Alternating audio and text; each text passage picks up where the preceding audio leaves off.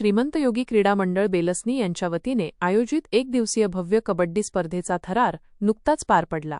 अत्यंत चुरशीच्या झालेल्या या सामन्यांमध्ये नांदगाव सूर्या संघाने आपल्या उत्कृष्ट चढाया आणि अभेद्य पकडींच्या जोरावर प्रतिस्पर्ध्यांना धूळ चारीत प्रथम क्रमांकाचे बक्षीस पटकावले.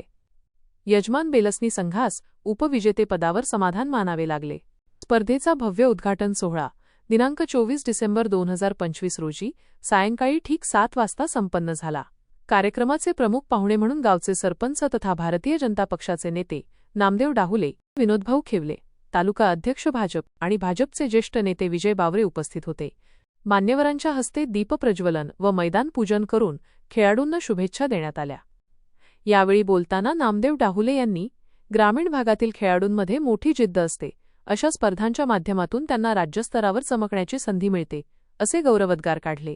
याप्रसंगी ग्रामपंचायतीचे सर्व सदस्य, गावाचे पोलीस पाटील, तंटामुक्त समितीचे अध्यक्ष आणि समस्त बेलसनी ग्रामस्थ मोठ्या संख्येने उपस्थित होते. 2 दिवस चाललेल्या या क्रीडा महोत्सवात अनेक नामांकित संघांनी आपला सहभाग नोंदवला होता.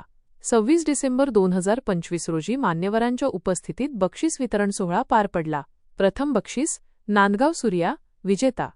द्वितीय बक्षीस बेलसनी, उपविजेता. तृतीय बक्षीस मुरसा. चतुर्थ बक्षीस बेलोरा. 5वे बक्षीस देऊरवाडा. 6वे बक्षीस चार्ली. स्पर्धेच्या यशस्वीतेसाठी श्रीमंत योगी क्रीडा मंडळाच्या सर्व कार्यकर्त्यांनी रात्रंदिवस परिश्रम घेतले.